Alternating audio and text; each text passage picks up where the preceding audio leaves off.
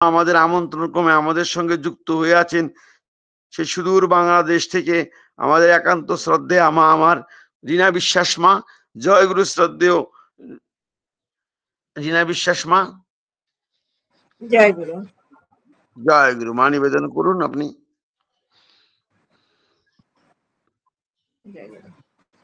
পরম প্রেমময় শ্রী শ্রী ঠাকুরের রাঙ্গা রাতুল চরণে প্রণাম। জগৎ জননী শ্রী শ্রী বড়মার চরণে প্রণাম। পূজ্য পাদ শ্রী শ্রী বদ্দার চরণে প্রণাম।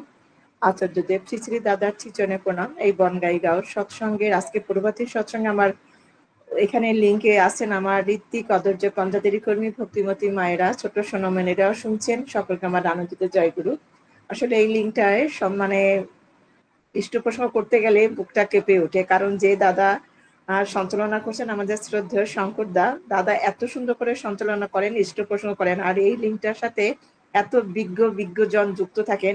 সেই করোনাকালীন সময় আমি প্রণয় দার মাধ্যমে আমার বরিশালে একটা লিঙ্ক চলতো, মানে আমি তার সাথে কথা বলতে আমার কেমন জানি ভয় লাগতো। মানে এত মানে কি বলবো, এত বয়স্ক মানুষ, এত অভিজ্ঞ সম্পন্ন মানুষ এই লিঙ্কটার সাথে যুক্ত হয়। যাই হোক, আমি চেষ্টা করছি দাদা, আমি অতটা জ্ঞানগর্ব ইষ্ট প্রসঙ্গ করতে পারি না। আমি সাধারণ মানুষ, একদম সিম্পল একজন মানুষ, ঠাকুরকেও ভালোবাসি, ঠাকুরকে নিয়ে চলি। সেই দীক্ষার সেই 86-87 সালে থেকে দীক্ষা নেওয়ার পর থেকে ঠাকুরের কাজেই লিপ্ত থাকি। আরো যেদিন দীক্ষা নিয়েছিলাম সেদিন যেমন শপথ করছিলাম, অঙ্গীকার করছিলাম যে এক্ষণ থেকে তোমাকে প্রতিষ্ঠা করাই আমার জীবনে একমাত্র ব্রত হোক। আমি চেষ্টা করছি সেটা। আমার সন্তান, আমার 3টে মেয়ে, আমার মেয়েরা যখন 1 মাস শুধু আমি হাতুড় ঘর পালছি, তারপর থেকে ওদেরকে কোলে নিয়ে আমি বিভিন্ন জায়গায়, বিভিন্ন আমাদের বাংলাদেশে অনেক বড় বড় ঋত্বিক দাদাদের সঙ্গ করার সৌভাগ্য আমার হয়েছে। কিন্তু আমি অতটা ঠাকুরের বই, আমার ঘরে অনেক বই আছে, বই পড়ি, কিন্তু এখন বর্তমানে আমি অতটা বই পড়ি না। আমার নিজের অনুভূতিতে যতটুকু আমি ঠাকুরকে ভালোবাসি অতটা বুঝাতেও পারি না। কিন্তু ওই যে আচার্যদেব বলছেন যে প্রতিদিন বলতে হয় ভালোবাসি, অনেক ভালোবাসি, ঠিক তদ্রুপ করে আমিও বলি ঠাকুর তোমাকে অনেক ভালোবাসি। আমরা সকলে সৎসঙ্গী, আর সৎসঙ্গী মানে কথা শব্দ হচ্ছে সৎ ও সংযুক্তির সহিত তদ্গতি সম্পন্ন তারাই কিন্তু সৎসঙ্গী। আর তাদের মিলন ক্ষেত্রেই হলো কিন্তু সৎসঙ্গ। কর্মের মাধ্যমে যোগ্যতর মানুষ গড়ে তোলাই হলো সৎসঙ্গের লক্ষ্য এবং আদর্শ। আর ধর্ম আর কর্মের সমন্বয় কিন্তু সৎসঙ্গে আশ্রম। এই সৎসঙ্গে আশ্রম ঠাকুর অনুকূলচন্দ্র বলছেন যে কৃষি মানে কোন কোন দিকে ঝোঁক দিয়েছিলেন, কৃষি, শিল্প, শিক্ষা, বিবাহ, এই স্তম্ভের উপরে কিন্তু সৎসঙ্গ দাঁড়িয়ে আছে। শুধু নেওয়ার দলে কিন্তু বাঁচাবাড়া পরম আকুতিতে মানুষের সকল সংকীর্ণতা ও দুষ্ট মানসিকতাকে কিন্তু ঘায়েল করে দিয়ে ব্যক্তি সমষ্টিগতভাবে সবাইকে নিয়েই চলা হচ্ছে মহান গন্তব্যের পথ। আর সেই পথে কিন্তু আমরা আছি।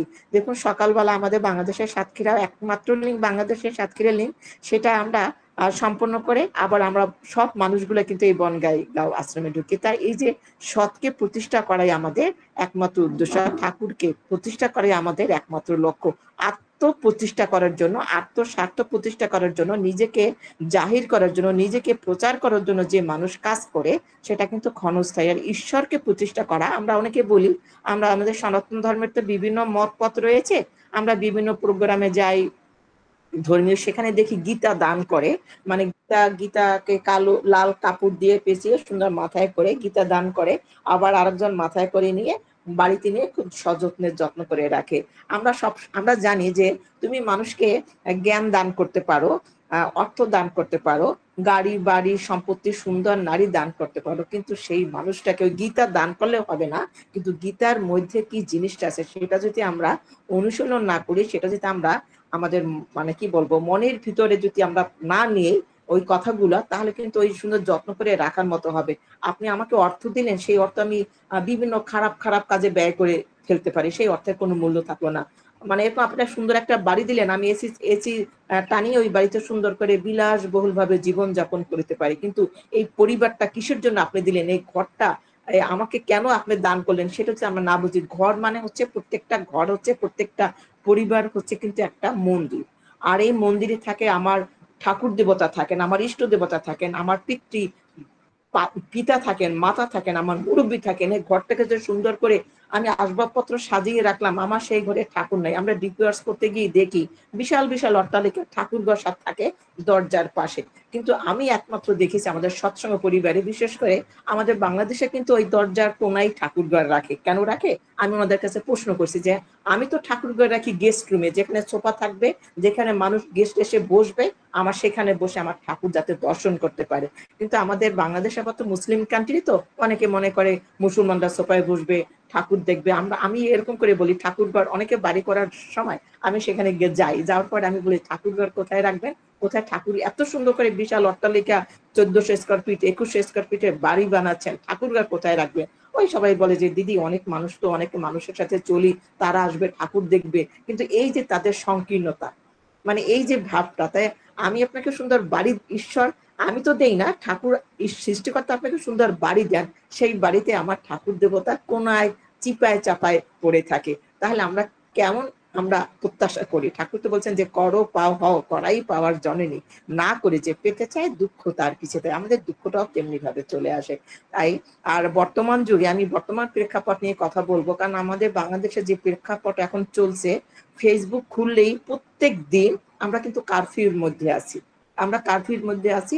আমাদের সৎসঙ্গে যেতে হলে বিশেষ করে আমাদের মসজিদে, গতকালকেও আমাদের বরিশালে মসজিদে কিছু মানুষ নামাজ পড়ার পরে তো তারা কথা বলছিল বিজেপির এসে বলছে নামাজ পড়া শেষ, আপনারা সবাই বেরিয়ে যান। মন্দিরে মানে কিছু মানুষ এক জায়গায় দেখলেই ওরা অ্যারেস্ট করে নিয়ে যায়, একদম অহরহ। একদম আমি আমি হেঁটে যাচ্ছি, আমার পাশ থেকে একটা নোভা হাইএক্স গাড়ি যাচ্ছে, আমার বুকে ভিতর মানে ভয় যে হাইএক্স এর গাড়ির দরজাটা খুলেই মনে হয় আমাকে ব্রাশ ফায়ার করবে। ঠিক এরকম একটা যুদ্ধের ভিতরে আমরা আছি। এই যুদ্ধটা কিন্তু আমাদের বেঁচে থাকার যুদ্ধ। আর এই যুদ্ধটা কিন্তু আমরা সৎসঙ্গী যারা, ঠাকুরের যারা আমরা দীক্ষা নিয়েছি, আমরা কিন্তু একটা ধর্ম যুদ্ধের মধ্যে রয়েছি। ধর্মের যুদ্ধের ভিতরে রয়েছি কেমন? ওই যে ঠাকুর বলছেন না, তোমার একটু উন্নতি হলেই, তোমার যদি একটু প্রচার হয়, তোমার একটু ভালো হলেই তোমাকে কেউ তোমাকে শয়তান বলবে, বদমাইশ বলবে, ওদিকে তুমি লক্ষ্য দিও না। মানে ওগুলা ঘাড়ে চেপে বসলে কিন্তু মুশকিল। আর আমরা ধর্মযুদ্ধে কিভাবে করছি? ফেসবুক খুলে দেখা যায় আমাদের সৎসঙ্গ সম্পর্কে, আমাদের ঠাকুর সম্পর্কে বিভিন্ন খারাপ খারাপ কটূক্তি, বিভিন্ন মন্তব্য চলছে। ওগুলো কিন্তু এটা হচ্ছে আমাদের একটা ধর্মযুদ্ধে। আর এই ধর্মযুদ্ধটা আমরা জানি যে দাপুর যুগে কিন্তু একটা দুঃশাসন ছিল দাদা। আর সে বল প্রয়োগ করে এক নারীর, এক মায়ের বস্ত্রহরণ করতে কিন্তু চেষ্টা করেছিল।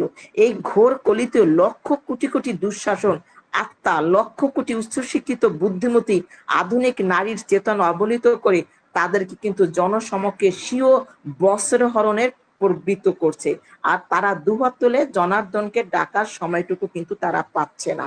এই যে বস্ত্রহরণ, দুঃশাসন বস্ত্রহরণ করেছিল না আমাদের বাংলাদেশে, ওই 10 দিন আগে আমাদের ঢাকা জগন্নাথ ইউনিভার্সিটি অনেক, এই যে একটা গন্ডগোল বা একটা যুদ্ধ লেগে আছে, তার ভিতর থেকে সাংবাদিক ধর্ষিত হয়েছে, অনেক কুমারী মেয়েরা, স্টুডেন্টরা কিন্তু ধর্ষিত হয়েছে, জামাত শিবির মানে ছাত্রলীগ বিভিন্ন মাধ্যমে। তাই এই দুঃশাসন কিন্তু আমাদের বর্তমান কলিযুগেও কিন্তু রয়েছে। আবার দাপুর যুগে কিন্তু একটা দুর্যোধন ছিল দাদা। সেই দুর্যোধন কেমন ছিলেন? অহংকারী। অহংকারী পিতার অবৈধ সন্তান ছিলেন, পৃষ্ঠে অশ্রদ্ধাশীল ছিলেন, ইষ্টের অশ্রদ্ধাশীল ছিলেন, ঈশ্বরের অরুচি সম্পূর্ণ প্রবৃত্তি পরায়ণ একজন দুর্যোধন ছিলেন। আর এই কলিযুগে কিন্তু দুর্যোধনের আত্মা ঘরে ঘরে প্রবেশ করছে। আর এই কত উক্তি যুবক যুবকীর, মানে আমরা যুবক যুবতী যারা রয়েছে তাদেরকে কিন্তু ঠেলে দিচ্ছে নরকের দিকে। এই দুর্যোধনটা কিন্তু এই কলিযুগে আছে। যে দুর্যোধন আমি একদম স্বচক্ষে, যুদ্ধ দেখিনি দাদা, কিন্তু স্বচক্ষে এখন বাংলাদেশের প্রেক্ষাপটে সে দুঃশাসন দেখছি, দুর্যোধনও দেখছি। আর এটার একমাত্র কারণ হচ্ছে গান্ধারী ও ধৃতরাষ্ট্র। এই যে গান্ধারী আর ধৃতরাষ্ট্র, এই যে আধুনিক মা বাবাদের তারা সন্তান স্নেহে কিন্তু তারা ছিলেন অন্ধ। এই আধুনিক যুগেও আমরা পিতা মাতা যারা রয়েছে সন্তান স্নেহে কিন্তু আমরা অন্ধ আছি, ক্ষমতার দম্ভে আমরা অন্ধ আছি। এক দাদা এই যে সুন্দর গান করছিলেন, আমাদের শঙ্করদাও সঞ্চালনার মধ্যে দিয়ে কথা বলছিলেন যে এই যে ক্ষমতার দম্ভ, অর্থের অহংকার, শিক্ষার অহমিকা, এই সব প্রাচুর্যের ভিতরে কিন্তু আমরা অন্ধ আছি। তাই জনার্দনকে, ইষ্টকে আমরা সামনে পেয়েও তাকে আমরা ধরতে পারি না। সন্তান অন্ধ, সন্তান স্নেহে অন্ধ কেমন আছি? আমি গতকালকে আমাদের বরিশালের মন্দিরে জগতজনীর, আমরা সকলে জানি গতকালকে আমাদের পরমারাধ্যা জগতজনীর বড় মার 131তম আবির্ভাব দিবস ছিল, সেই উপলক্ষে আমাদের বিভিন্ন উপযোজনা কেন্দ্রে মন্দিরে সৎসঙ্গ হয়েছে, মাতৃ সম্মেলন হয়েছে। সেখানেও ওই যে সন্তান ছেলে অন্ধ একটা ছেলে, ওর একটা 7 মাসের একটা সন্তান ছিল, ওর নাম হচ্ছে রাজীব ভক্ত বরিশালেই আমাদের একমাত্র সন্তান, 6 মাস কি 7 মাস। ও সন্তান ছেলে এত অন্ধ হয়ে গিয়েছিল, সৎসঙ্গে রেগুলার আসতো না। সৎসঙ্গে আসলেও তার একটা চিন্তা থাকতো কখন বাসায় যাবে। আবার সে একটা হোমিওপ্যাথি ফার্মেসি দিত, মানে সবকিছু থেকে একটু দূরত্ব, মানে একদম সংসার মুখে, এত ভালো সঙ্গীত করে। ওকে দেখতাম না, মাঝে মাঝে বলতাম যে রাজীব কি ব্যাপার, ঠাকুরের সৎসঙ্গে আসো না, তারপরে ব্যবসা বাণিজ্য দোকান ঠিক মতো খোলো না। বলে কাকিমা ছেলেটাকে একটু সময় দেই। মানে একটা অন্ধ ভালোবাসা, একদম অন্ধ স্নেহে, মানে সন্তান অন্ধ হয়ে গিয়েছিল কেমন যদি সব ব্যাপারে, মানে ডিপিওর্স যায় না, প্রার্থনা ঠিক মতো করে না, সবকিছু মানে একটা আনন্দের ভিতরে। ওই যে ইষ্টকে বাদ দিয়ে ঠাকুর বলছেন গতকালকে সেই ছেলেটা, তারপর সেই ছেলেটা হঠাৎ করে, ঠাকুর না করুক, আমার অপরাধ ক্ষমা দেবেন, ওর মা কোলে নিয়ে রান্না করতেছিল, খুব ট্র্যাজিক ঘটনাটা। মা কোলে নিয়ে রান্না করতেছিল, এরকম কোল থেকে গরম ডালের ভিতরে ছেলেটা বুট হয়ে পড়ে যাওয়ার পরে ওর এই বুক টুক একদম ঝলসে গেছে। 4 দিন হাসপাতালে চিকিৎসার পরে ছেলেটা মারা গেলেন গতকালকে। তারপর থেকে মানে আমরা মেনে নিতে পারছিলাম না এই কষ্টটা, কিন্তু তারপর থেকে রাজীব, মানে দাদা কি বলবো, এত রেগুলার সৎসঙ্গ ছাড়া, ঠাকুর ছাড়া এই ছেলেটার কোনো গতি নেই। সে তাণ্ডব কীর্তন করে।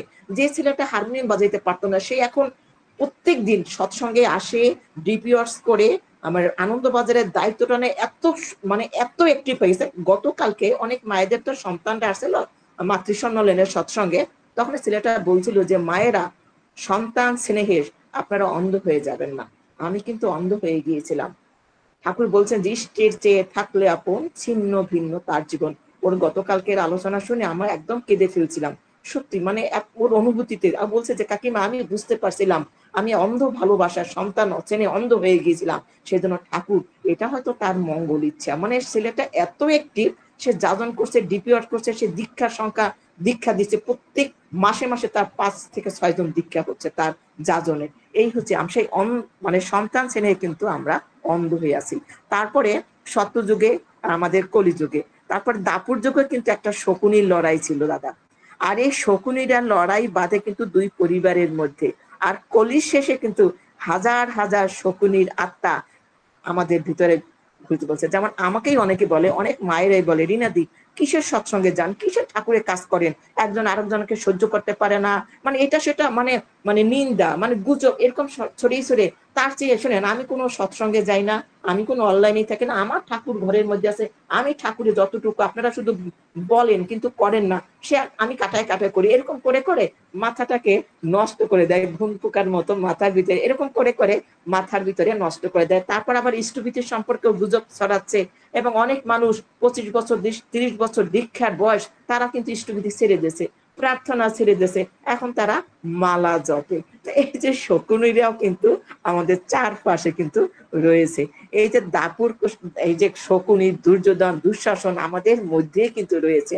আবার সৎসঙ্গীদের ভিতরে নাই তা না, ঠাকুরকে যারা ধরেছে তাদের ভিতরে কিন্তু এখন ওই ভাইরাসটা ঢুকে গেছে। তাই দাপুর যুগে শ্রীকৃষ্ণ ঘোষণা করেছিলেন কি, আমি আবার আসব, যেদিন ধর্মের গ্লানি হবে, অধর্মের উত্থান হবে, ধর্মের প্রতিষ্ঠা করতে আমি আবার আসব। আর দাপুর যুগের ধর্মের গ্লানি রুখতে তিনি এসেছিলেন বাঁশি হাতে। আর কলির শেষে, কলিতে শ্রী শ্রী ঠাকুর এসেছিলেন কোটি কোটি মানুষের সেই ভালোবাসা বিলাতে। পার্থক্যটাই, একজন আসছিলেন বাঁশি হাতে, আর একজন আসছেন ভালোবাসার ঝুড়ি নিয়ে। আর আমরা আসলে আমরা কেমন করে চলবো? আমাদের ঠাকুর বলছেন যে ঢেউয়ের মতো চলে জীবন, ওঠা নামায় তাল বেতালে, সবকিছুরই হয় সমাধান, সাগর স্রোতায় যদি চলে। আমরা যদি সাগরের ঢেউয়ের সাথে সাথে আমরা যদি চলি, ঢেউয়ের মতো চলে জীবন, ওঠা নামার তাল বেতালে।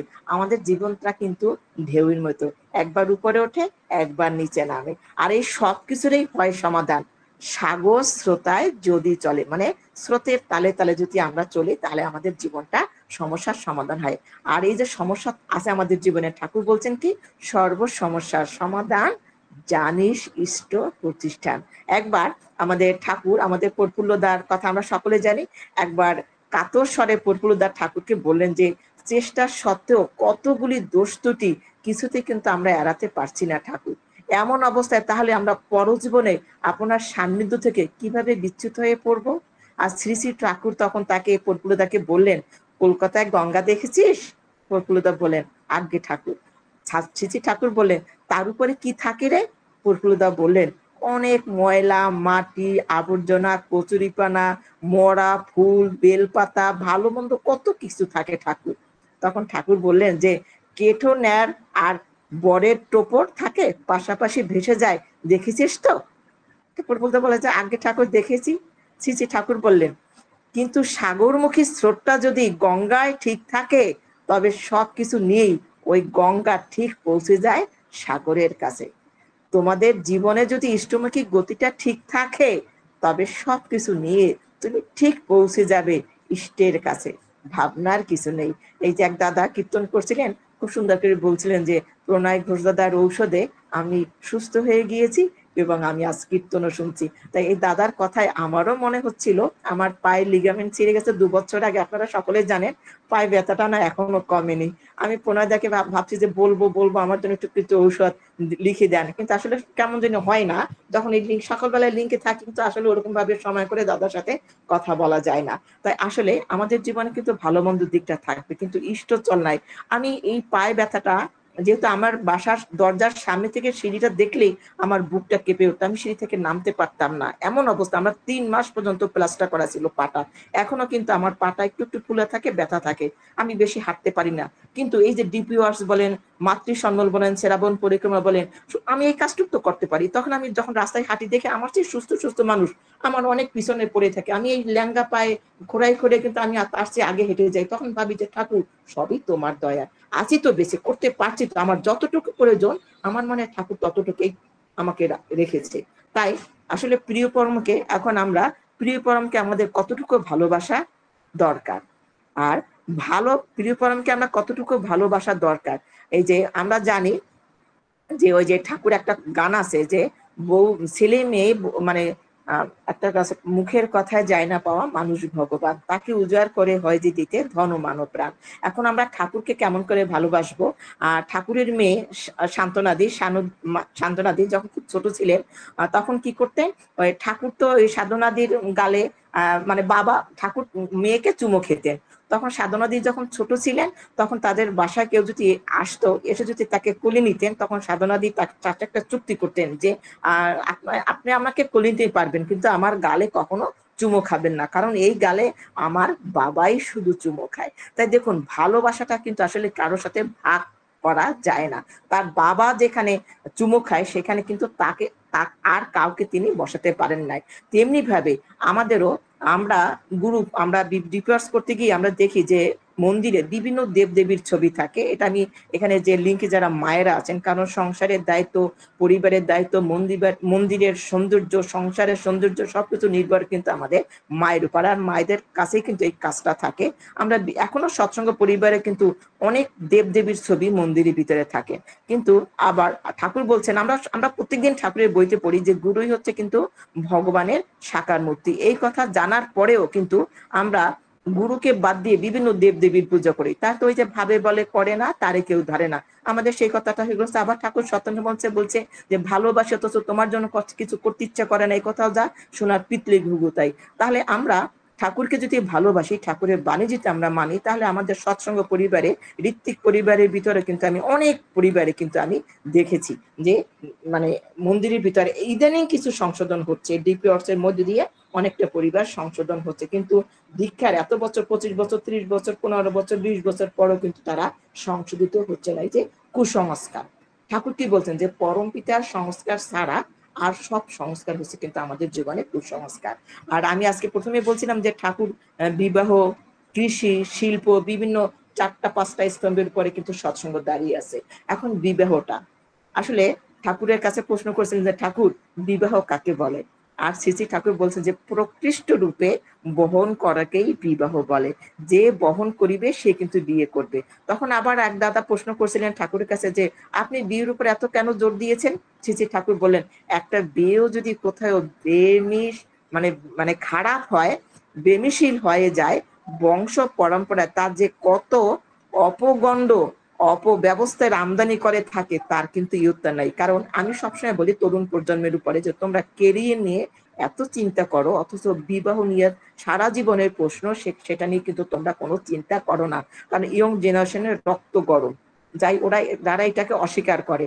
আবার ওই যে ঠাকুর বলছিলেন যে স্বামী স্ত্রীর যে বয়সের একটা পার্থক্য, আমি 15 দিন আগে আমাদের এখানে বিএম কলেজ আছে, বড় কলেজ, সেখানে ইংলিশের লেকচারার একটা মেয়ে আছে, ও আমাকে কাকিমা ডাকে। ওর বাবা খুব অসুস্থ হয়ে পড়েছে, আর ওর মাও একটু বয়স্ক, মানে একদম সমান সমান। মাও, বাবা এগ্রিকালচারে এডি ছিলেন, মাও কলেজের অধ্যাপিকা ছিলেন, মানে সমবয়সী হবে হয়তো। মায়ের বয়সটা বাবার বয়সের চেয়ে 1 বছর 2 বছরের বেশি হতে পারে। এখন তার বাবা খুব অসুস্থ হাসপাতালে, মা ওই যে অসুস্থ, আমার শারীরিক অসুস্থ, আর মা হচ্ছে বার্ধক্যজনিত অসুস্থ। তখন ওই মেয়েটা আমাকে বলে কাকিমা, ও বিসিএস ক্যাডার, কাকিমা এখন আমি বুঝতে পারছি যে ঠাকুর এই যে স্বামী স্ত্রীর ভিতরে এই যে বয়সের পার্থক্যের কথা কেন বললেন। দেখেন আমার বাবা অসুস্থ, কিন্তু মা তো বাবার চেয়ে অসুস্থ হয়ে পড়ছে, আমার মা আমার বাবাকে কিভাবে সেবা যত্ন করবে। এখন আমি বুঝতে পারছি, এত বছর পর সে বুঝতে পারছে যে ঠাকুর কেন স্বামী স্ত্রীর ভিতরে এই যে বয়সের পার্থক্যের কথা বললেন। তাই দেখুন আসলে ঠাকুর যে বাণীগুলো দিয়েছেন, আমরা না প্রত্যেকদিন বাণীগুলো পড়ি, কিন্তু আমরা একটু হৃদয়ঙ্গম করি না। আর আমরা ওই যে বলে যে চলে যাবার ওই যে কয় ভগবান, যখন ভগবান এই পৃথিবীতে আসেন আমাদের মঙ্গলের জন্য এত কথা বলে যান, আমরা সেটা মানি না। ভগবান যখন আমাদের ছেড়ে চলে যান গত হয়ে, তখন আমরা বলি হাই ভগবান, হাই ভগবান। তেমনি ভাবে ঠাকুর এত বাণী দিয়েছে, আমরা কিন্তু মানি না। যখন আমাদের জীবনের পাশে দূর বিপাক, আমাদের বিপত্তি আসে, তখন আমরা বলি যে ঠাকুর যা বলেছেন ঠিকই বলেছেন। তাই ঠাকুর, বিজ্ঞান পরিবর্তন হয়, ঠাকুরের দাড়ি কমা সেমিলন কোনো কিছু কিন্তু পরিবর্তন হয় না। আবার ঠাকুরের, আমরা সকলে জানি যে বিবাহের উদ্দেশ্য হচ্ছে, মূল উদ্দেশ্য হচ্ছে উন্নয়ন আর সুপ্রয়োজন। ঠাকুর বলছেন উন্নয়ন আর সুপ্রয়োজন এই তো বিয়ের মূল, যেমনি তেমনি করে বিয়ে করিস না কো ভুল। আর পুরুষের বিবাহ কিসের স্বার্থে হওয়া উচিত? ঠাকুরের কাছে প্রশ্ন করেছিলেন আসলে পুরুষের বিবাহটা কিসের স্বার্থে হওয়া উচিত। আমরা সবসময় মাতৃ সম্মান করি, তো মায়েদের কথাই বলি, আর এখানে দাদারাও রয়েছেন, মায়েরও রয়েছেন। তখন ঠাকুর উত্তর দিয়েছিলেন যে ইষ্ট সার্থক প্রতিষ্ঠা যার পরিণয়ের মূল, তারই বিয়ে সার্থক হয়, বংশ উঠে দোলে। তা কেমন পুরুষকে নারী বরণ করবে ঠাকুর? শ্রী ঠাকুর বলছেন যে সৎ স্বভাবে পরাণ পাগল, সেই তোরে তোর বর, সব দিকে তোর শ্রেষ্ঠ হলে তাকেই বরণ কর। এখন এই যে ইষ্টের দিকে ঠাকুর বলছেন না যে স্বামীর ঝোঁকে ছুটলে নারী শ্রেষ্ঠ ছেলে মা, ইষ্ট ঝোঁকে ছুটলে পুরুষ প্রজ্ঞা অনুপমা। এখন ইষ্টর দিকে যে পুরুষ মানুষ ছুটবে, সেটা কি বিয়ের পরেই ছুটবে? বিয়ের পরেই ছুটলে হবে না। ওই যে আবার ঠাকুর বলছেন যে কোন নারীকে বরণ করা উচিত, তখন ঠাকুর বলছেন যে সৎ স্বভাবে পরাণ পাগল, সেই তোরে তোর বর, সব দিকে তোর শ্রেষ্ঠ হলেই তারই বরণ কর। তখন কি করতে হবে? এই যে যারা ছেলেরা রয়েছে, আমাদের ছেলের সন্তান রয়েছে, তাদের শিক্ষা জীবন থেকেই তাদের ব্রহ্মচর্য, সংযম, মানে এই জিনিসটা শিক্ষা জীবন, ছাত্র জীবন থেকে কিন্তু ওদের মাথার ভিতরে আমাদের ঢুকিয়ে দিতে হবে। পড়াশোনার ফাঁকে ফাঁকে তাদের ইষ্ট চলনা চলতে হবে, ব্রহ্মচর্য কিভাবে করে সংসারে থেকে, তারপর নিজেকে মানে সংযম যেটাকে বলে, এই ছোটবেলা থেকে যদি তাদের ভিতরে যে এই জিনিসটা যদি আমরা ছেলের সন্তানদের ভিতরে যদি আমরা এটা যদি না ঢুকিয়ে দেই, তাহলে এই যে শ্রেষ্ঠ শ্রেষ্ঠ ছেলে পুরুষ হতে পারবে না। আর নারীরা সে শ্রেষ্ঠ মানুষকে যদি বরণ না করতে পারে, স্বামীর প্রতি কিন্তু শ্রদ্ধা ভক্তি থাকে না। শ্রদ্ধা ভক্তি না থাকলে সেখানে যে সন্তান হয়, ওই দুর্যোধন রাবণ দুঃশাসনের মতো কিন্তু সন্তান হয়। এটা আমি মানে বাস্তব জীবনের কথা বলছি। আর ঠাকুরের নারী নীতি গ্রন্থে কিন্তু এরকম বাণী আছে যে তোমার যদি তোমার স্বামী বিদ্যার লেখাপড়ায়, লেখাপড়ায়, ঠাকুর বলছেন লেখাপড়ায় দর হলেই শিক্ষা তারে কয় না, অভ্যাস ব্যবহার সহজ জ্ঞান হলে শিক্ষা তারে হয় না। একজন ডাক্তার ইঞ্জিনিয়ার বিসিএস ক্যাডার কাছে আমার সন্তানকে বিয়ে দিলাম, ওরা যে শ্রেষ্ঠ পুরুষ সে কিন্তু না। ওই যে চরিত্র দেখতে হয়, বংশ দেখতে হয়। আর ওই যে আমি বলছি, ঠাকুর বলছেন যে আদো কথা সময় হতে করে করে যা শিখাবি, সেইটা হচ্ছে ছেলেদেরও বেলায় যেমন, মেয়েদেরও বেলায় তেমন। তাই সন্তানকে, ছেলে সন্তানকে যদি আমরা ওই শ্রেষ্ঠ সন্তান মানে শ্রেষ্ঠ ইষ্টকেন্দ্রিক ভাবে যদি আমরা পরিচালনা না করতে পারি, তা আপনার লক্ষ্মীযুক্ত মা আপনার নারীর ভিতর যে একটা বৈশিষ্ট্য, সেই বৈশিষ্ট্য সম্পূর্ণ মায়েরাও যদি সেই ওই যে দুর্যোধন ওদের কাছে দেন না কেন, ওরা মানে হবে না। তাই আমাদের ওই যে সমান, ঠিক আছে, মানে বিদ্যা বুদ্ধি ইষ্টকেরণিতা অনেক জায়গায় আছে, আসলে মায়েরা পারে। মায়েরা কিন্তু ওই যে পাথরেও ফুল ফোটাতে পারে অনেক। ওই যে মায়েরা কেন পারে, মায়েদের ভিতর ধৈর্য সহ্য অনেক কিছু রয়েছে, সেই জন্য কিন্তু মায়েরা পারে। সেই রাবণকেও বসে আনতে পারে, প্রহ্লাদের বাবাকেও কিন্তু প্রহ্লাদের মা বসে এনে প্রহ্লাদের মতো সন্তান এই পৃথিবীতে উপহার দিয়েছিলেন। আবার ঠাকুরের কাছে প্রশ্ন যায়, ঠাকুর নারী কখন শ্রেষ্ঠকে বরণের অধিকারী হয়?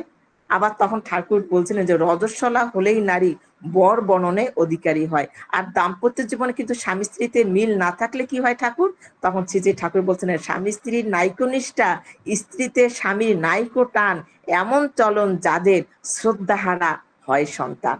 আবার ঠাকুর বানিয়ে দিয়েছেন যে স্বামী স্ত্রীতে ঝগড়া করে ছেলেই পুলেই দেখে, গোল্লাইরে সদর দ্বার বাসাগুলোই রাখে। তাই বংশধারা যদি শুদ্ধ রাখা যায় না যায় তাহলে কিন্তু হবে না। এই বংশধারা নিয়েও কিন্তু ঠাকুরের কাছে প্রশ্ন করে যায়, ঠাকুর বংশধারা শুদ্ধ রাখা যায় কিভাবে?